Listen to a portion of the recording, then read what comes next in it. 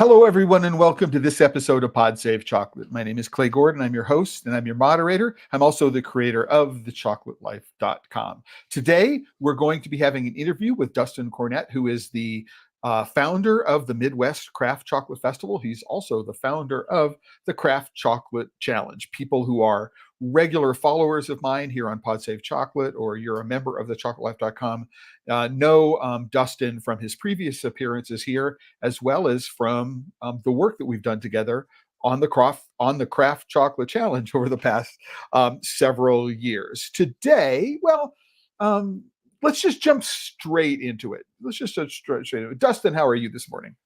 I'm good. How are you doing? I'm doing quite well, thank you very much, and I'm excited for this. It's a new chocolate festival. It's the first of its kind. We got the inaugural year for it, and I'm planning to be in Rushville, Indiana. Never been to Rushville, Indiana before. I was in Cincinnati about a year ago. I can't remember the last time I was in Indianapolis.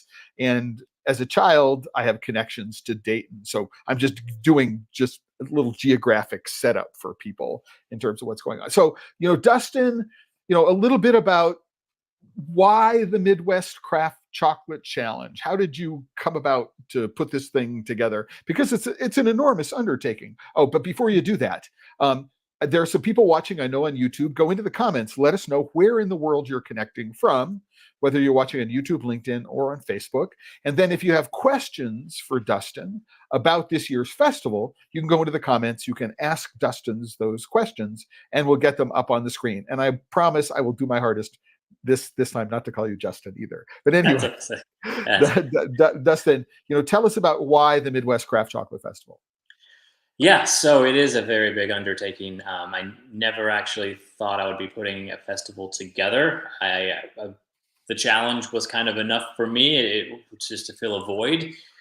And where I was at, before in Eastern Kentucky, doing a festival logistically was a lot harder. So I never really anticipated doing it. But when we came to Rushville, or when we were in the process of moving to Rushville, I was really looking into the city a lot, doing a deep dive on what makes this little town fantastic and grow, and meeting these different leaders and sharing ideas with them. Can I interrupt here very, very quickly? Because for people who may not have had an introduction, so this is the first introduction to Dustin, is that in Eastern Kentucky, a little town called Beattyville, Kentucky, you had a little bed and breakfast called the Chocolat Inn. Yes. And you had a bakery, and you were also a craft chocolate maker in Beattyville, Kentucky. Right. So so this is not something that comes just not just because you had an interest in craft chocolate. It's because you've been working in the field for quite some time. Right. And so in the process of figuring out of moving from Beattyville to Rushville, this whole idea of putting together a festival magically appeared on your doorstep or something like that. Yes. And for context, Beattyville is around the Red River Gorge, which is in a very isolated area. Beautiful area, though, in Eastern Kentucky. Just a really difficult area to try to hold any major conferences or things of that nature, due to roads and that type of infrastructure. So it was never really something I was trying to consider. I mean, if it was a festival where there's closer vendors, but when you're trying to pull vendors internationally, it was a really hard area to pull them to. So I never really gave it a lot of thought.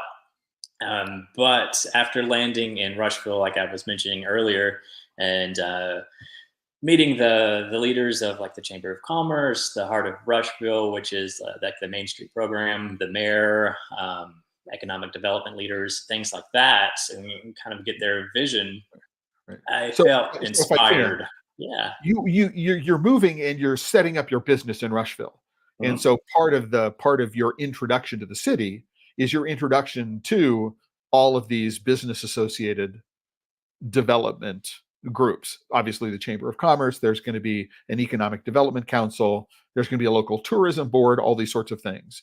And so this is something that, if you are a craft chocolate maker anywhere, these are people you should be meeting with. If the mayor doesn't know you by your first name, right? If you don't know who the people who are in charge of these things, you should make it a point tomorrow, right, to introduce yourself to these leaders, because they can become an important part of your success in the local community, right? So Yeah, it was a unique situation for us too, because I was scouting like new towns. So that was part of it for me, is to find a place that I could do some different things and be kind of my voice be heard, and see that they're already doing things and know how to do these things so we could be successful at it. I wasn't thinking a full on like huge festival at that time, but just I like doing small business Saturday know where ever events is. and stuff like Right. that. Yeah. So I was interested in being able to be part of the community. So after I did meet with the mayor and some special projects guys in a meeting, shared my craft chocolate with them, first time they've ever had craft chocolate. We discussed kind of where they came from as a town and where they'd like to go, and visions, and they tell me about all these special things they've been doing.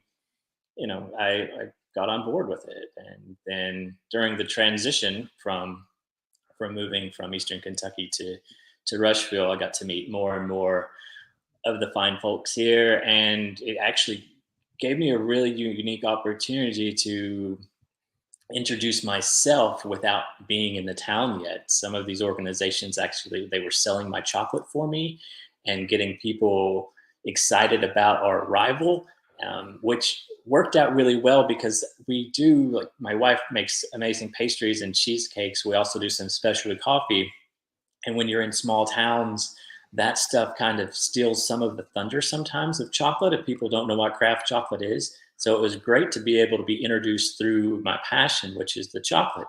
And people tried that because they're excited about us coming before actually coming, and then they're trying the cakes and things, and then later getting to the chocolate. So it worked out well in that regard. So what I want to do is do two really quick shout outs. The first one is from Mark and Yuri from Blue Spruce Chocolates in Kittredge, Colorado. It's a sunny day here in Arizona, sunny in Colorado. Nice day where you are in It's Rushville. a gloomy, rainy day, but we Oh, need I'm sorry to rain. hear. I'm We need sorry to hear rain, that. so it's fine. Right. So just real quick, Mark, thanks for connecting. And, I'm excited to have been a part of, some of the calls in which, the people have been putting together this idea. And we also have a quick hello from Mike King at Encore Coffee in Kansas City, who's looking forward to seeing both of us in November. Hey, Mike, I'm looking forward to catching up in person. I think this is the first time you're going to have met Mike in person. Is that correct, Dustin? That is correct. Looking forward to it. Right. I've been to Kansas City once, but Mike has been an entrant in the Craft Chocolate Challenge, and so that's a good way to put it together. So let's talk about that if we can. So going back to, so you sold the bed and breakfast part of your business, and it still remains in Beattyville, but you had this pastry and baking operation and the craft chocolate operation, and that's what you brought with you to Yes. to Rushville. Now, is the fact that there is also like a craft brewery? I don't know what else there is in the way of this kind of these kinds of foods offerings, right, in that part of the state. Um, but do you find that is a kinship in Rushville between what you're doing in chocolate and what the local brewer is doing? Yeah, I mean, it's just by even before I came here with it, them buying my chocolate and being curious about it, you can see they have an appreciation for this type of food. Even though it's a small town, around 6,000 people, um, farm culture, and it's not really in the middle of nowhere, I would say, but it's out on its own. Um, but it's near enough big cities to make the festival function well. But the interest was pretty phenomenal in the chocolate world, and there is a brewery here too. So I believe there is a market for this here, in some regards. So Yeah, I've long held that any town which is large enough to have a craft brewery is large enough to have a craft chocolate maker. I mean, because the overlaps of the community. So I'm glad to hear that's happening. But let's step back just a little bit, if we can, and say, okay, so um, Rushville, Indiana, as I understand it, is sort of in the middle of a triangle, which is formed by Indianapolis, Cincinnati, and Dayton, Ohio. Right. And so even though the town of Rushville, Indiana, is relatively small, right? You said it's about 6,000 people. There's something Mhm. like 2.5 million people in the metro area. And so you can't, so within an hour's drive, right, there is this. But Rushville, Indiana already has a sort of destination event at this time of year, right? And from the conversations we've had, I know that you chose this weekend for the festival because it coincides with this other event. So let's talk about it from sort of the average person who's going, I've never heard about craft chocolate before, right? And I'm gonna decide to spend a day or a weekend, right, going to Rushville. So tell us a little bit more about what's in it for the average person who's interested in perhaps exploring for the first time in person craft chocolate in Rushville, Indiana at the Midwest Craft Chocolate Festival. Before I get into there, I want to just do Okay, one little more like timeline of how this stuff happened because I feel like it's pretty go for it. interesting. So, like I said, I wasn't really thinking about the festival, but as everything was leading up to us coming here and then getting our feet on the ground and all that, I kind of mentioned it to somebody if like, you think this would be a good idea? And they're like, yeah, let's get some people together and kind of talk it through. So we created this meeting with the tourism, with the city, and with the heart of Rushville, and with the different leaders, and kind of just ask them about it. What do you think? And then they were all really intrigued, and they had my chocolate, and just they were all excited. And I said, okay, how big you want to go? I'm like, do you want to just do like this little Indiana chocolate festival, or do you want to, do a little regional thing, and maybe pair it with beer, and since there's a craft brewery, or throw in some coffee, and or do you want to just represent the whole Midwest and do a big, huge international festival? And they're like, we're going to go big. We go big or go home. And they're just all sold on this. Let's make it as big as we can possibly do it. And I'm like, these are my people. These are my people. So, so that's how it kind of started. And then from there, we just hit the ground running. Like I said, like you mentioned earlier, you were on the call. Is basically I had to form a few groups, the people in the chocolate industry I knew, and the locals here that was going to make this happen, and then balance that and create what we've been creating. So that's kind of how it began earlier in the year. But to answer your question, this festival is going to be a lot about education. So this is a farming community, and as you know, craft chocolate makers, they are very passionate about farming communities because of how we want to relate to the different growers of cacao out there, and create a better living and sustainable future for these farmers. So being able to connect those two worlds, um, and then educate the people here through that lens, I think is a great way to do it, and something they can't really do in New York or Seattle or San Francisco because of the different community. So we're going to try to use that as a way to bridge and to educate about why craft chocolate is important. And then of course when they taste it and they get the sense of what it truly is, they'll be sold on it. Right. Okay, but let's say that what I'm doing is I'm driving up from Cincinnati, or I'm driving down from Indianapolis. Obviously, if I'm in Cincinnati, Maverick is a craft, a bean to bar chocolate maker in Cincinnati, so people may know them from there. But my idea of good chocolate is something that I can get at a big box store. I can buy a lot of it for not very much, right? Um, and there is this other thing that people can do, which is this Christmas festival, which is happening on. Yes. So just for people, it's November 22nd and November 23rd, which is Friday and Saturday of that weekend. Sorry, I skipped over that part of your question. Okay. Yes. So part of the idea of doing the festival on that day was came from what we decided to do. We wanted to do a bigger event. So we thought a bigger event should be in the Christmas season to help the vendors be able to sell more chocolate. And that event was already fairly established, and we wanted to make ours a 2-day event. So Friday is Christmas on Main. Santa Claus comes to town, and they do everything early in Rushville. So it's before Thanksgiving. They're celebrating Christmas, but they Okay. literally do everything early, which is actually, I thought it was really strange when I first got here, but it's actually a really good idea because you don't have to compete with the bigger cities. If you get ahead of them and you do these things, you keep people in town. It's actually kind of a genius idea. But anyway, so Christmas on Main is really established. There'll be a bunch of other vendors. They shut down Main Street, so all through the town, this big festival, and Santa comes, and the kids will wait to visit Santa. So we're going to do the festival from 4 to 7 that evening. And we're also working right now on a story time. So we're going to be reading some books about chocolate and things like that. Mhm. And we're going to set that up on Friday as well to have get the kids more involved. Mhm. So that's just going to be a really festive, exciting time to be in the town. And they go out pretty good with their decorations and stuff like that too. Mhm. So it's a really good atmosphere. And then Saturday, the following day, it's just the Midwest Craft Chocolate Festival, and that's when we'll do a lot of our classes and tastings and full on educational experience with being able to buy from these makers from actually around the globe. So being able to purchase chocolate that you wouldn't normally be able to purchase right here in Rushville, Indiana.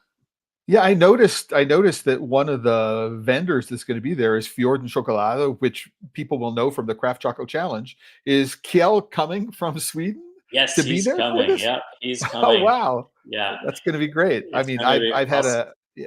So I've had his chocolate. I have an opportunity to speak with him, video conference, but never met him in person. So let's talk about that aspect of it. So if I am a member of the general public, I have an opportunity if I come down on Friday to visit the Christmas on Main, but also to participate in the craft chocolate aspect of it if I want to, right? And there are going to be special events just for children, activities just for children. There's going to be some educational component, something that's going on this as well. And if I want to, I can come down on Saturday, spend the overnight and do that kind of stuff. But let's talk about it from the point of view of, okay, I am a craft chocolate maker, right? And I'm somewhere in the Midwest or someplace else. This is the weekend before Thanksgiving. It's a busy part of the season. I'm still cranking out chocolate and getting orders out the door for the holiday season. um, you and I have talked about this, and I think that building community is really, really important here. But for the company that's looking at exhibiting, what do you think is going to be what do you think are going to be the main drivers? You're still looking for exhibitors for to sign up for the festival, and we'll get to some of the mechanics of how to do that. But you're still looking. So, what do you think is the value of this for a craft chocolate maker in the Midwest? Why should they come to Rushville, Indiana, the weekend before Thanksgiving? So yeah, you're definitely right about building community, but it's also a chance to educate a region that hasn't really been, you know, I don't know the best way to describe it. It's like bombarded with chocolate makers and stuff yet with these type of Exposed? events. Exposed. There you go. Good Yeah. word. So it's a blank slate, and you got so many curious people about chocolate. And it's been the story of my life when Eastern Kentucky telling people about craft chocolate. You have to go through the whole thing, and they're wow, chocolate, it's a pod that grows on a tree, and they're just blown away. People don't think about it that way. So you have like all these people that you can create that experience for. So you could be like building a customer base if you have an online store or not too far away. Build a customer base. You also build community.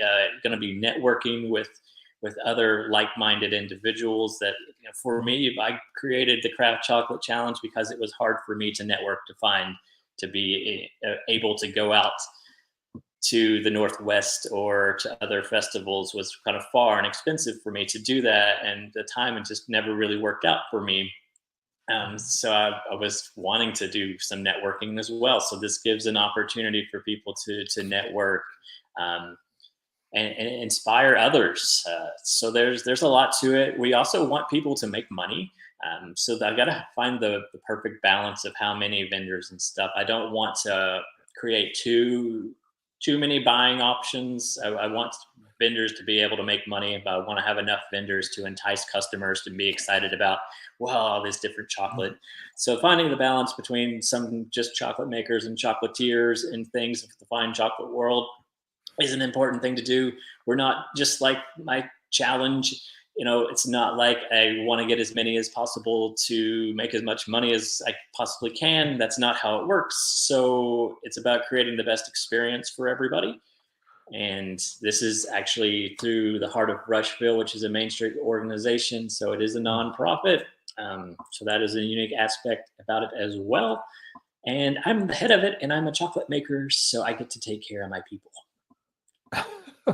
And I think that's really important here when it comes to a festival, especially because having someone like you, who runs a day-to-day business, right, in the world of making chocolate, and you're also involved in education through the challenge and growing community through the challenge. What you do is you bring to the process of organizing the festival a different perspective from somebody who's like, well, I'm an event organizer. Let me go think about what I want to do an event about chocolate. And they have all this stuff to learn about chocolate. So there's a huge advantage there. What I do want to do is just a real quick break, and to just remind everybody that for every episode of the Pod Safe Chocolate, I put together a post on the Chocolate Life. And here is the post for today's episode. And what you can do is you can, find the links to watch the episode, YouTube, LinkedIn, and Facebook. You can point other people to this if you want to point them to the episode afterwards. But there's also a link to the Midwest Craft Chocolate Festival homepage. And on this page, if you're a member of the general public, there is a buy general admission tickets link. Now, I've also put a link in the card for this episode.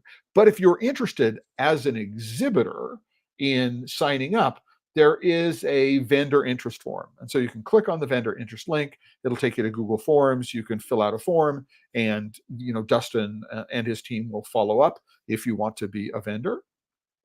If you are interested in being a sponsor, what you can do is you can go and fill out the contact form, right? And then Dustin and his team will get back to you if you are interested in some of the sponsorship opportunities. I do, this is something that, if you're a member of the general public and you just want to sign up to the list, of course you can do that.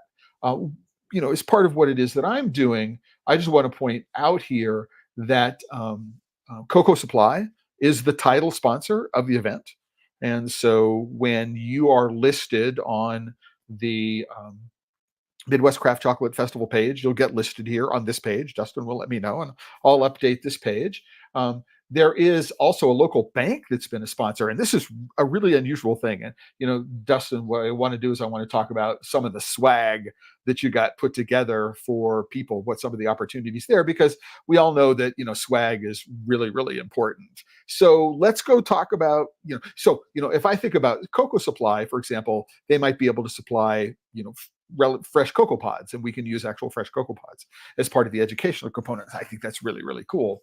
But I know that you have some very, very specific swag stuff that you wanted to hold up and talk to people about. So if you're a member of the general public and you sign up, you got some stuff. So, Dustin, let everybody know what they got. Yeah, I like my swag, so I'm going to definitely make that part of this. So, there's two types of tickets. There's just a regular ticket. We have 3 sessions. The regular ticket, you have to pick your session, whether it be a Friday evening or Saturday morning or Saturday afternoon. With that regular ticket, you get a gift bag here. It's a paper strong gift bag with the logo and chocolate drizzles on it. Really nice bag for you to put all of your chocolate in it that you're going to buy. And then there's a sticker that you're going to get too. So you can put it on something like your laptop or whatever you'd like to show everybody that you are at the coolest place in town, in the state, in the region. And that's for the regular ticketed people. We also have VIP. VIP tickets will let you come and go as you please. So you can pop in Friday, then come back Saturday and stay all day Saturday. The whole shebang.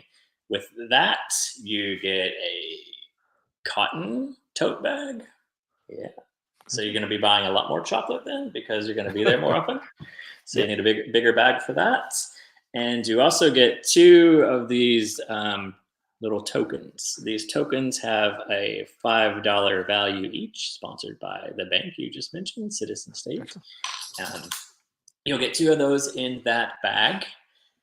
And you can use them at vendors, and the vendors will collect them. And at the end of it, they will return those to us, and we will pay the vendor.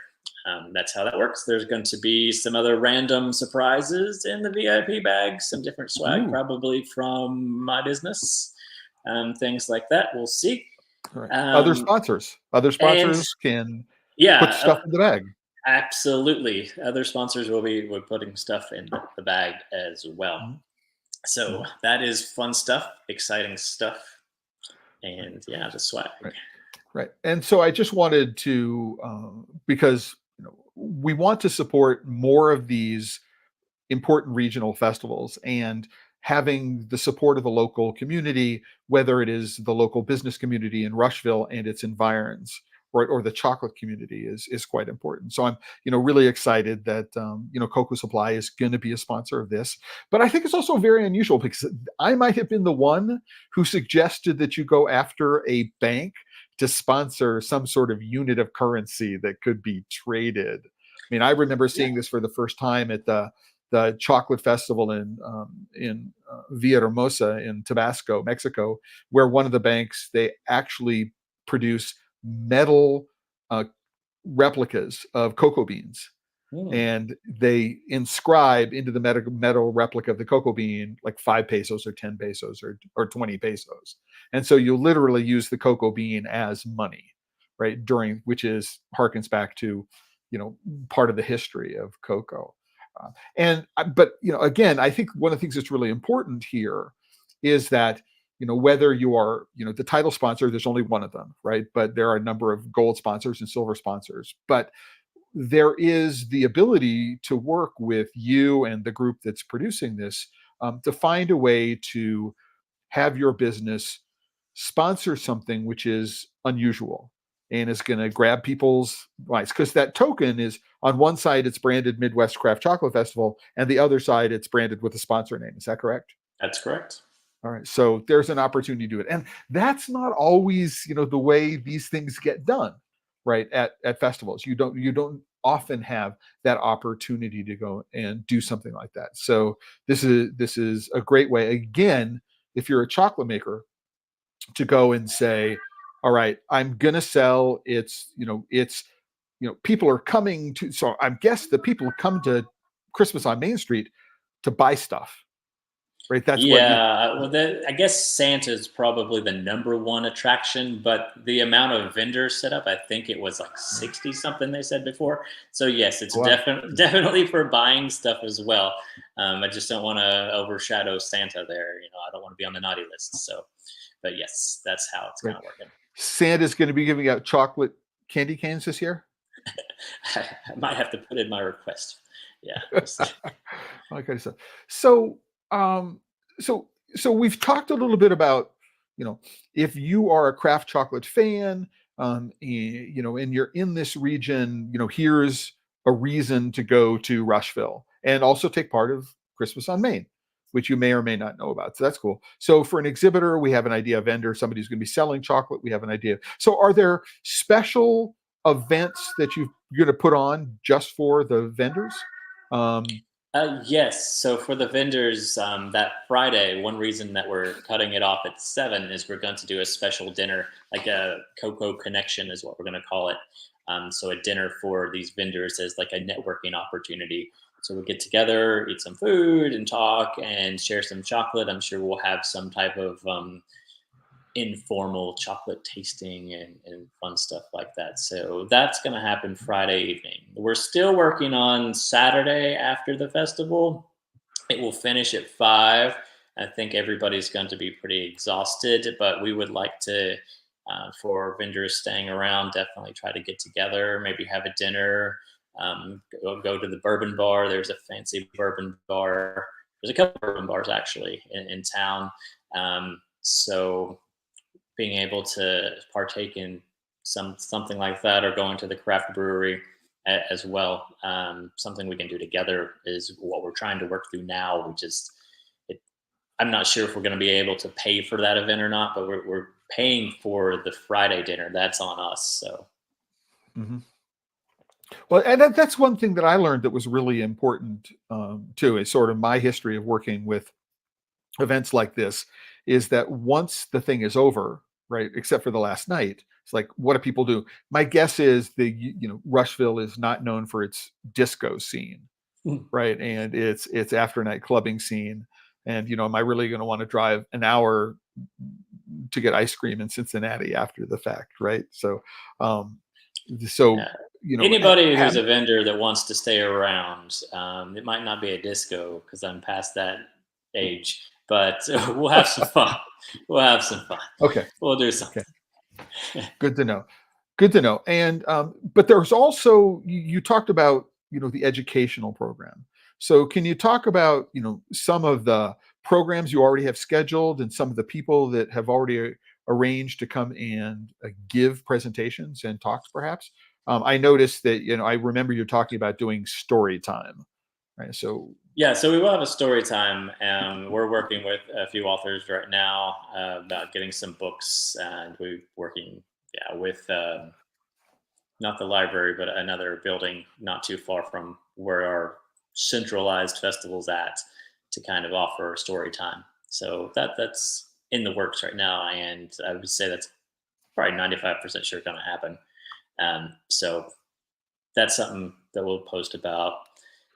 For the presentations and things like that, it was really interesting because when we started this process and talking with people, Chalk and Box up in Chicago, Jerry was on one of the first calls, and he got so excited about the farming aspect.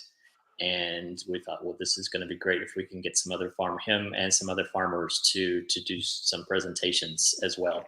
So Jerry's going to do a presentation, and I believe Elmer of Yoa Chocolate, also a farmer, he's going to do a presentation, and Caesar. So just again, from a little bit of so Elmer Pineda, right, is somebody who has participated in the Craft Chocolate Challenge. I've had him on as a guest, right, and we've done a tasting of his chocolate. So you have somebody from Honduras coming up and is going to be a part of this festival, correct? Yeah, so if I have 2 from Honduras at the moment, Elmer, and then we just got word about Mayan Harvest, a chocolate company. Okay.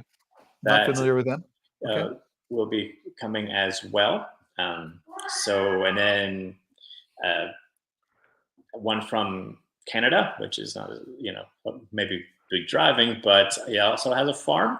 And and then we mentioned earlier, Cal from Norway will be coming. So we have, this is an international festival for sure, which is interesting in its own right. And then I just got back from Michigan, where they held their second annual kind of Michigan chocolate festival kind of event.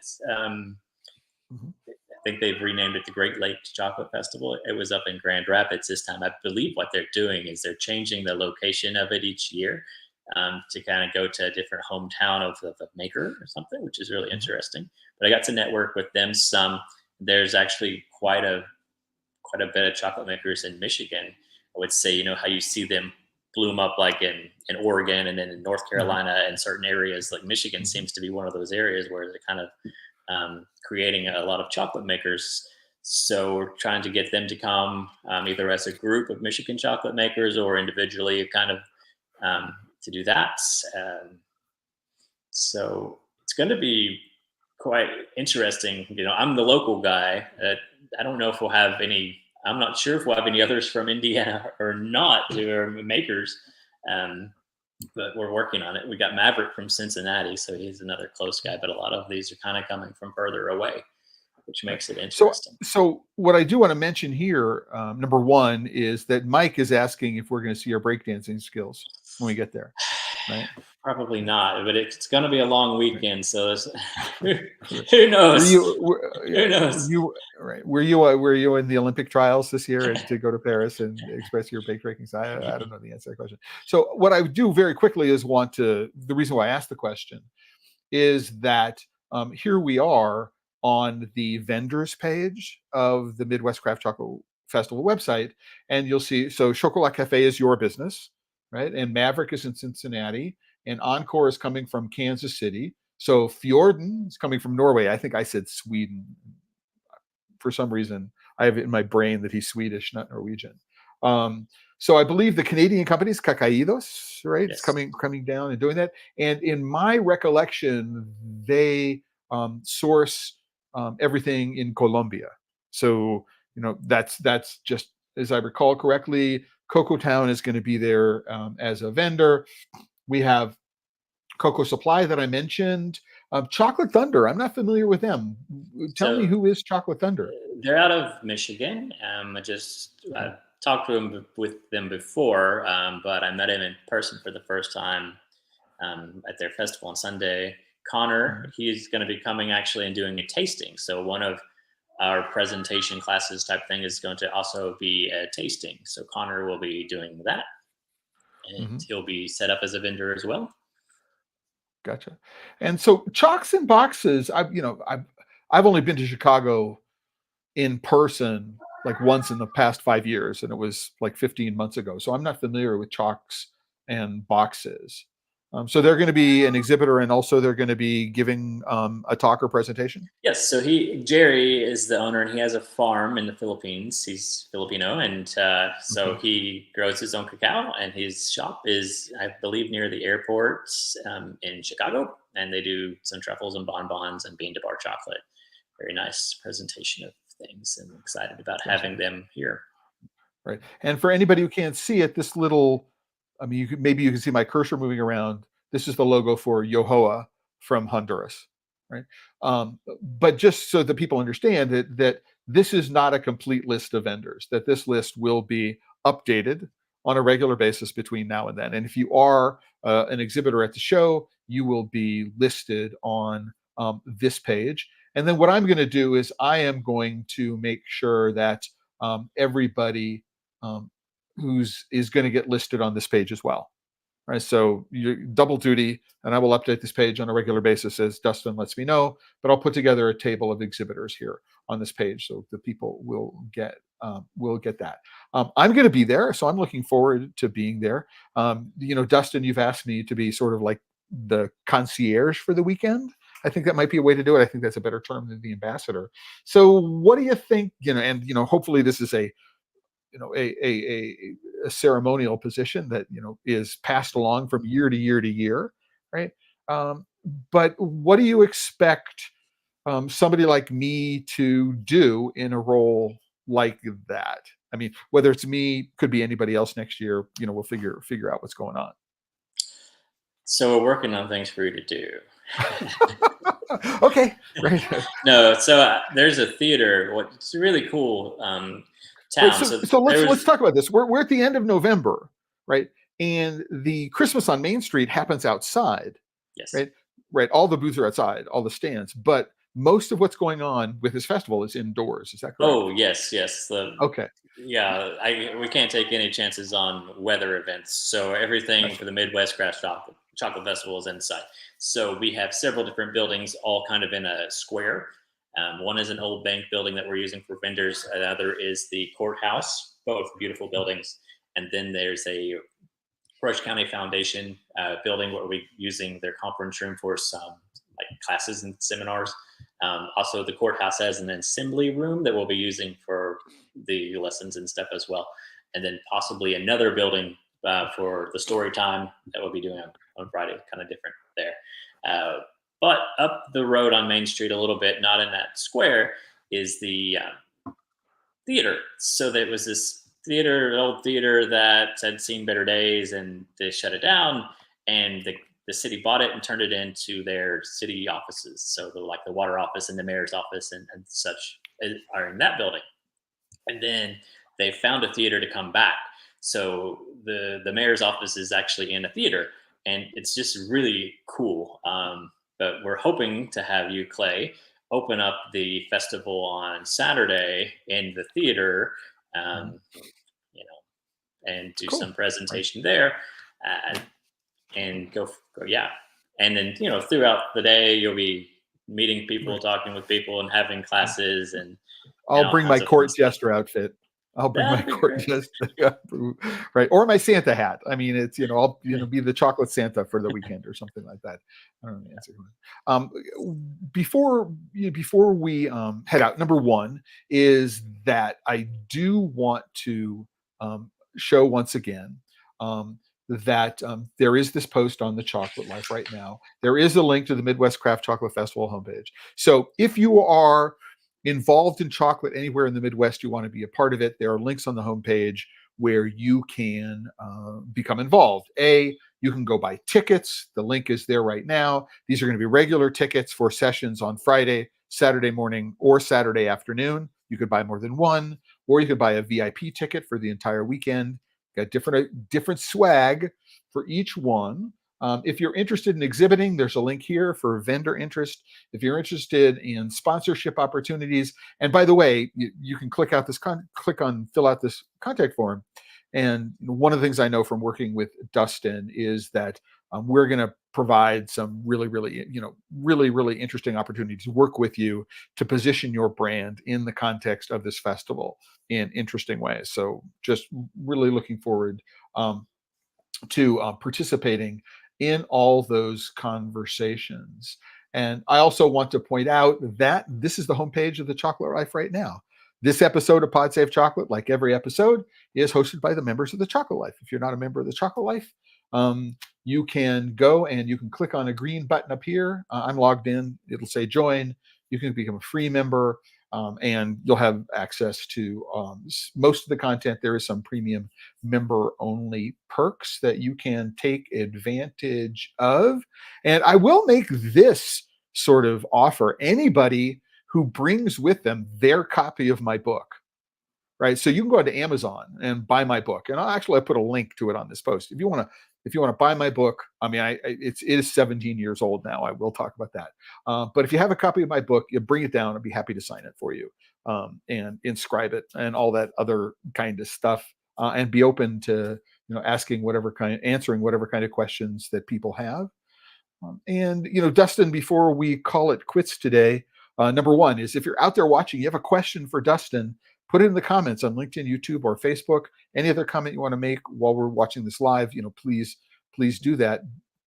And we got a couple of minutes left. Dustin, what are your wishes for this year's festival and what it's going to grow into? I mean, what does it look like for you in terms of, what success is?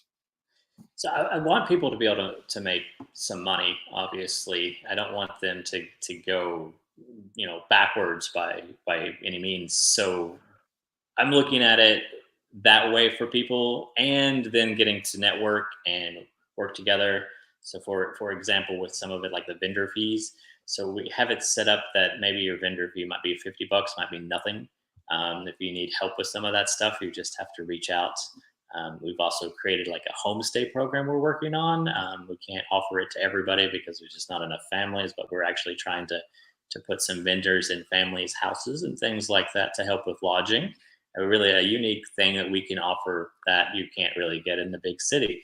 This type of a special experience for a vendor, very, personal, kind of unique touch that Rushville can do. Rushville's kind of been known as being like a Hallmark town. So we want to bring that to the table for everybody. We want to give them that experience, those memories to be able to take home with them. And if, we want to provide that. So, maybe it's a festival, maybe you try to come every year, or maybe not every year, maybe different people come, because we're not trying to get like tons and tons of vendors in here, because we want them to be financially successful as well, like I mentioned. So we want to create a great experience for everybody.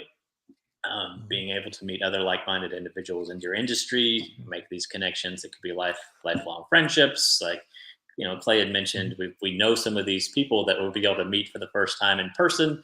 Yeah. It's just a fantastic thing, and we all have chocolate in common. So going with it, in that direction, there are different festivals to meet different goals. Our festival, I don't want to say that other festivals aren't as pure, but we have a very pure festival here with our intentions and what we want to do. Right. And, one thing that people may have missed is that underlying this is a nonprofit association. Right. So there's a 501c which is running it. And obviously, as a 501c3, it doesn't want to lose money, but it doesn't need to run a hugely profitable business. This is an organization whose job it is to promote Rushville, Indiana in general, right? As I understand. Yes. And so it can do this. And so your goals here, as you said, can be a little purer. I mean, I don't necessarily know that that's the way I would have framed it, right? But you don't necessarily need to be hugely profitable in order to be able to say, let's do this again next year, right? So, and I think that gives this a kind of flexibility, this festival a kind of flexibility, and the ability to work with sponsors in ways that other festivals might not be able to do. And so I think that there's a real opportunity for people who are interested in this to be able to engage not only with the other sponsors, with the vendors, but with a local community, and the members of the general public. So how many people normally come down to the Christmas on Main Street Festival? So, boom, day one, there are going to be X thousands of people. And you're probably going to be marketing to them to say, when you're done freezing your tushy off at the Christmas festival, go inside and have some hot chocolate, right? Or something like that, right? So how many people normally come to the Christmas on Main Street Festival? They've mentioned around 1,000 or more at that festival. So okay. Right. Yeah, it really depends, since it's outside. That one's going to depend on the weather. Gotcha. So if it's cold and rainy, there'll be less people at the Christmas on Main. But if it's beautiful, or just a little cold and no rain, like there's going to be a lot of people. And we have a really good Santa. Yeah, so, it'd be good. And I didn't mean to, like, the other festivals, or I'm not saying the other festivals are evil by any means at all. I mean, they create the avenues chocolate makers need. I'm just saying, like you said, we have a different flexibility, and to be able to take care of people in a different way because of our goals are different. So, is your business going to be offering some special chocolate product, or you're going into the lab and you're putting your mad scientist hat, and there's something special that you're going to be creating? Limited edition just for festival goers. That's a good idea, by the way. Yeah. So you're trying to kill me? No. So I don't. Yeah, I don't know. I'm just hoping to be there. So I do want to set up a craft chocolate challenge booth. So I would like to reach out to the winners of the challenge to be able to get their bars to sell and get in front of people. So that will definitely be a unique thing that I can do. And we'll see if I come up with any unique products or not. Well, I think that the notion of saying, if you have been a winner or a participant, either one, so anybody who's received an award and recognized in the Craft Chocolate Challenge would be able to consign chocolate to you, right? And you would sell it during the festival. And then I guess because you have a retail store in Rushville, you could continue to hold that in inventory and sell it to people after the fact, correct? Yeah, for sure. Like, if they wanted to consign that way, I could definitely do that. I probably couldn't afford to buy it all and then do it that way, but consigning, definitely I could. So yeah, I mean, that's definitely an option. One of those unique, things we can do, like I was saying, and be flexible about. I know Sweets Escalier has actually donated some chocolate to us to use, either for. So for people classes. who are not familiar, Sweets Escalier is a multiple award winner in the Craft Chocolate Challenge from Japan. Yep, that's Kobe, are they or Niigata? Niigata, that's great, right? So for people around, so one of the things which is again exciting to me, and it may not be obvious to a bunch of people, is that we have a Canadian company who sources in Colombia. We have a company in Chicago that sources from the Philippines on their own farm.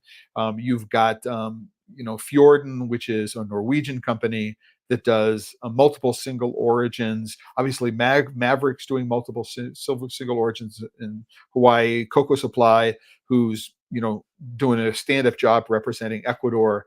There's an opportunity to learn a lot about a lot of stuff, right? In what appears to be like a low stress environment. I mean, many chocolate festivals, they just get really crowded and you don't get a chance to talk to people and see people.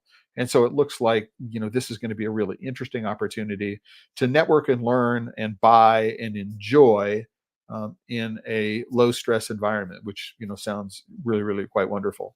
Yes, Right. so we're doing the two spots for the vendors to try to help with that too, because it can be overwhelming with everybody coming right at your booth at one time, and then it's just wow, chaos.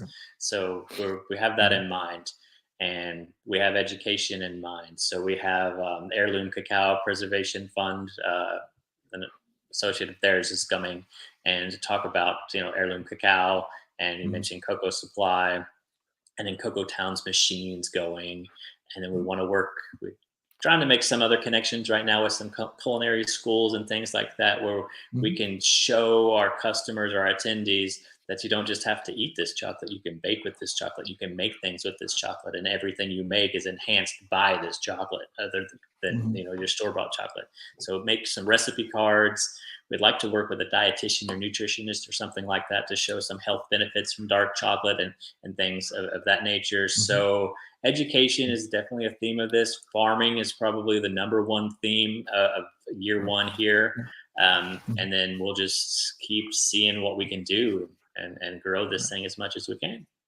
Right. So on that last point, and the last point we're going to make before we head out today. So if you are a nutritionist, if you are a dietitian, if you are a chef who has a recipe, anything that you want to do that you might think about contributing, even though you might not be an exhibitor or a sponsor, but you can be a contributor, you can go to the Midwest Craft Chocolate Challenge page. It's linked to on today's post on the post for today's episode. Scroll down to the bottom of the homepage, click out the contact form, give them your name, and you say, I am a nutritionist, I want to do something, or I am a chef, I have a recipe, right? And you'll be able to contact Dustin and let him know of your availability, interest, and willingness to go and help out.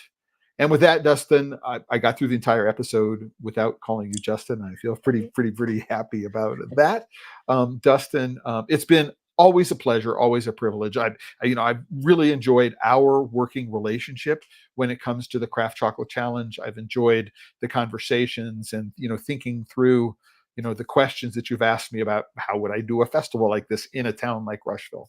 So it's been really, really exciting for me to have the opportunity to participate in this. I believe that the more variety that there is, the more opportunities there are, the better everybody is, because a rising tide lifts all boats. I'm happy to do it. I'm hoping that everybody who watches this says, yeah, I need to be in Rushville, Indiana the weekend before Thanksgiving. At least if you're within that, Cincinnati, Indianapolis, Dayton, that 1 hour driving, just like go and make a point of being a part of the festival, showing your colors. If you're a craft chocolate fan, just make it happen, because it's going to be a lot of fun. And ultimately, it will grow a community, a network of people who support each other in the Midwest, sort of between Dallas and Michigan, between Texas and Michigan, I suppose, in that part of the country.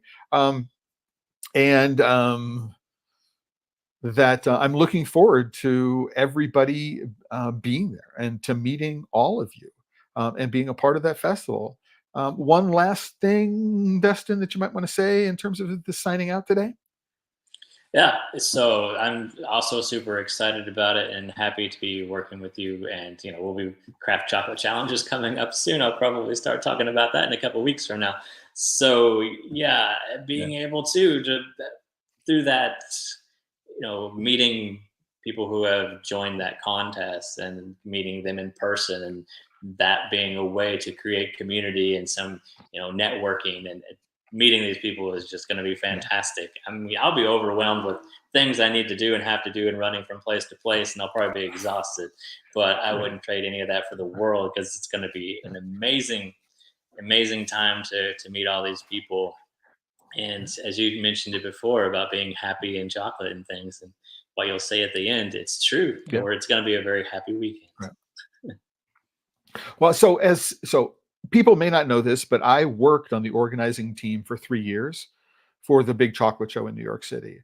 And I can, from personal experience, I can tell you that being on the organizing team does get in the way of your ability to enjoy the festival. So the one bit of advice that I have for you is, if you can, Dustin, find some way to delegate as much of the day to day, right, during those 2 days of the festival, so that you personally have an opportunity to have fun enjoying the fruits of your labors during the course of this, and to remind everybody else that if you're working with chocolate and you're not having fun, you're doing it wrong. Until the next time, everybody, I want to remind on the 20 something of October, it's like in every episode, just really, really quickly. So at the bottom of most posts, there is a future episodes. And so on Tuesday, October 15th, the only future episode I got scheduled is Rowan Jacobson, who is the author of a new book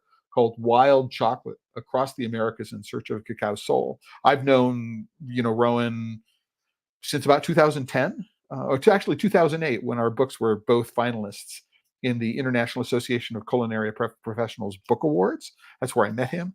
Our paths have crossed a couple of times. And so I'm really looking forward to reconnecting with him around Wild Chocolate. And again, everybody, until the next time, ciao and enjoy. Dustin, thank you very much for